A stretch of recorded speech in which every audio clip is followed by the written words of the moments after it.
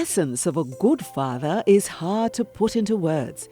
These men evoke in their children respect and affection as they display uprightness, fun, responsibility, but dependability too.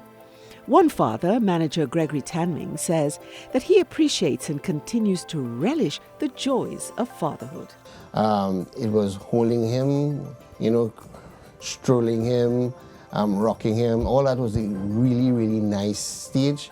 But now as I can communicate with him as an adult, it's like a growing journey with me and him.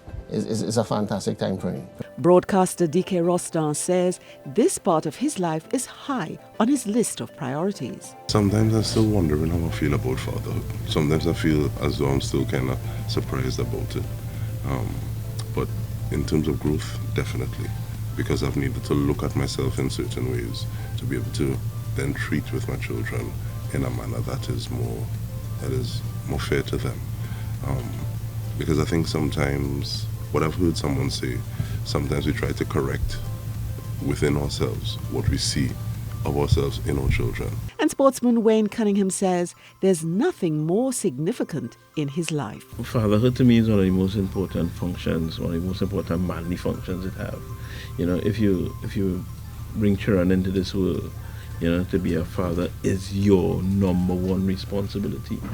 Everything else comes second, to provide for them, of course, food, shelter, education, Bringing up children requires keeping them on the straight and narrow.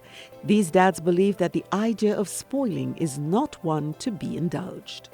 In my family, the father was the disciplinary individual, and I also learned from that, and I was the disciplinarian in his early years.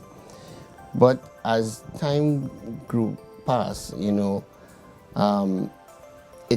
it tempered in a way, because he was more mature now to listen and learn from the examples. Wayne says that the other side of discipline, that's the incentive, is also a teaching and learning tool. I don't think you could put it in those pigeonholes, discipline is very important. And to say spoiling, no, not really, but you have to reward your children, right? When they do good, you have to reward them. And to make them happy, you must get them a little something that they want every now and again. The dads all agree that fatherhood has benefited them.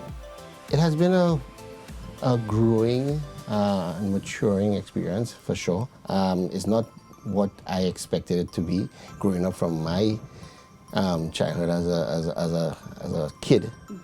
Being in the actual father's shoes, it takes a new meaning. And just developing that, because even like looking at the level of discipline, the way that I would have disciplined them when I was still changing Pampers is very different now from them being of secondary school age. The costs of fatherhood, so well known by these men, include financial responsibilities and related stress, all drawing on their inner resources. They know, but accept it. That level of responsibility, according to my uncle, is start to drink less of other teas and more of responsibility, because you have these persons who are depending on you and looking towards your input for them to do well. To be a father for your children, no matter your status in life, you will be making some sort of sacrifice at some point in time if you're doing the job right. The rewards, according to science, are greater stores of empathy, improved longevity, with greater happiness and meaning in life for these dads. TTT salutes the men who took the dive and opened themselves to the experience of fatherhood. They don't always like me, but they love me. Mary Therese Bernard for We Focus.